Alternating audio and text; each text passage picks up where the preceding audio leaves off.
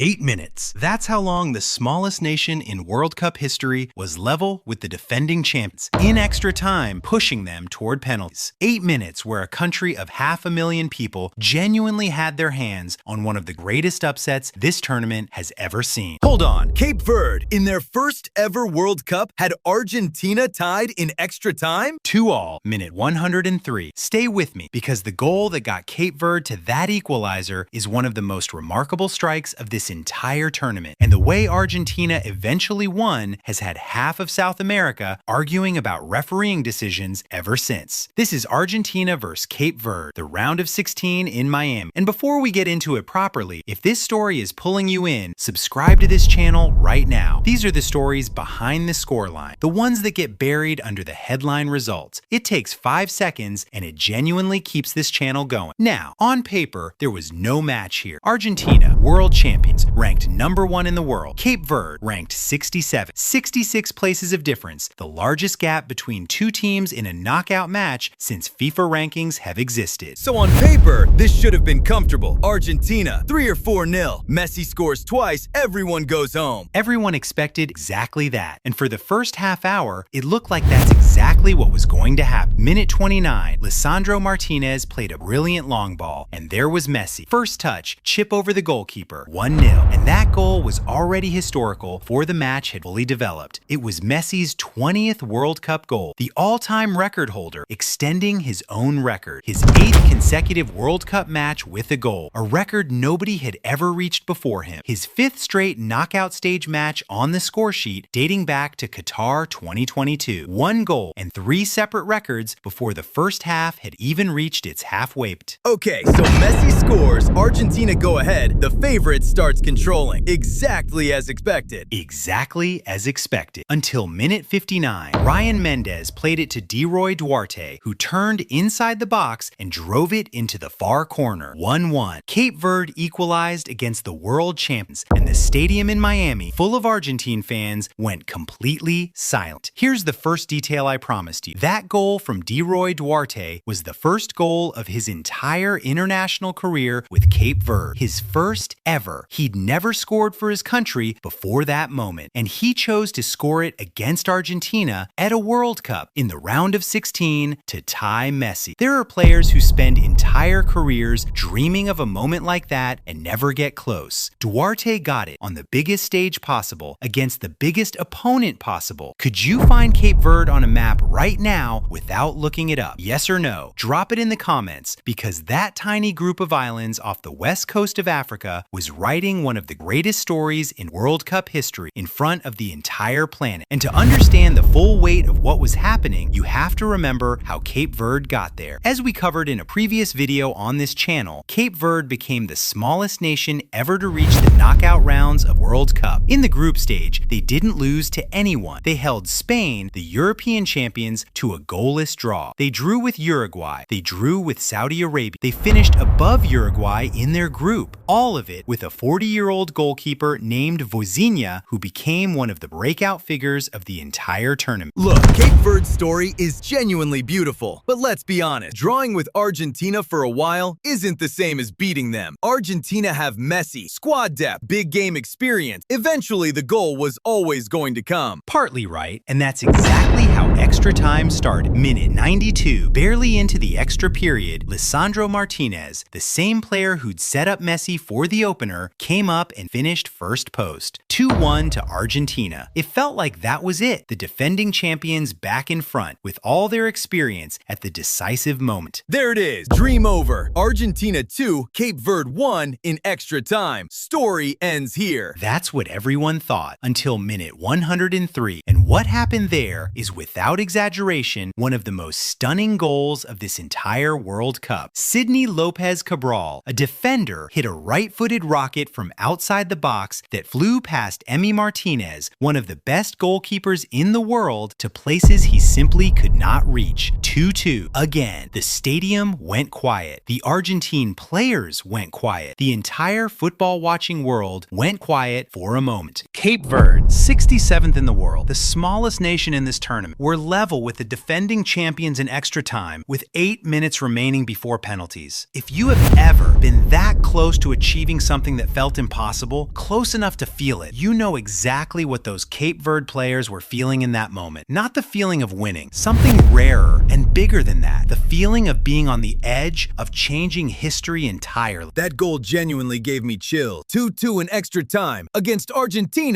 And it's Cape Verde. That's extraordinary. Extraordinary is exactly the word, and that's where the match entered its most controversial stretch. Argentina, stung, pushed forward for the goal that would settle it. It came in minute 111, but it didn't come clean. Corner for Argentina. Messi's delivered. Christian Romero, the Tottenham defender, headed it in. His first international goal in over 2 years. The goal that sent Argentina through. Okay, header from a corner. Where's the controversy? Here it is. Seconds before that corner, the referee, Canadian official Drew Fisher, had awarded a disputed free kick in Argentina's favor in a sequence where Romero himself appeared to have fouled a Cape Verde player. Multiple post-match analyses flagged that the foul, if anything, was the other way, and that the corner that led directly to the winning goal should never have been given. For Cape Verde supporters, the goal that ended their World Cup was born from a refereeing error. And there's more. Throughout the match, Romero was involved in several decisions on the margins that drew complaints from the Cape Verde bench. The feeling on the African side was that in the critical moments, the 50-50 calls consistently fell the same way. But wait, Argentina had a huge number of chances that were saved. They didn't win purely because of the referee. You're completely right about that, and it's the other half of this story, and it matters just as much as the refereeing questions. Because if Cape Verde were even still in this match at 103 minutes, it was largely because of one man, Vozinha. The 40-year-old goalkeeper made saves throughout the night that shouldn't be physically possible at any age, let alone at 40. He stopped a Messi one-on-one in the second half that was already a goal from every angle before he got across to it. He reached a free kick that the Argentine bench was already celebrating before it crossed the line. He finished the match with 7 saves, 4 of them directly from Messi's attempts across the full 120 minutes. If Argentina didn't win comfortably the way every single person expected before kickoff, if this was a grueling 120 minutes instead of a routine 90, it was because Vozinha had the match of his life and then some. Argentina created enough chances in regulation alone to have won by 3 goals. Vozinha turned that into a genuine contest. So here's the question I want you to sit with properly. Do you think Argentina won because of their class, Messi, their ability to suffer through hard matches, or do you think Cape Verde were wronged by the referee at the decisive moment and deserved at minimum a penalty shootout? There's no easy answer. Tell me yours in the comments and be honest about it. Honestly, I went into this expecting a 3-0, Messi scores twice, nothing to discuss. It ended up being one of the most gripping matches of the whole tournament, with a finish that's still being debated. Cape Verde made me root for them for 90 minutes and then some. That's exactly the point. What comes next for both sides is worth being honest about. Argentina go through to the quarterfinals where they face Egypt, who beat Australia on penalties in Atlanta. The world champions are still in the race to become the first team to win back-to-back World Cups since Brazil in the 1960s. But they leave this match with more questions than answers, having suffered more than they ever should have against the lowest-ranked team remaining in this tournament. Cape Verde go home, but they go home in a way that nobody in their country is going to forget for the rest of their lives. The smallest nation ever to reach this stage, in their first ever World Cup, held Spain scoreless, drew with Uruguay, and were 8 minutes away from taking the defending champions to penalties. They go home eliminated, but they go home having shown the entire world that football can still surprise you, and that sometimes the smallest country plays the biggest match. And they leave with their heads up. They didn't lose because they played badly. They lost fighting until the last second against the world champion. Exactly, which is why, despite the final score reading 3-2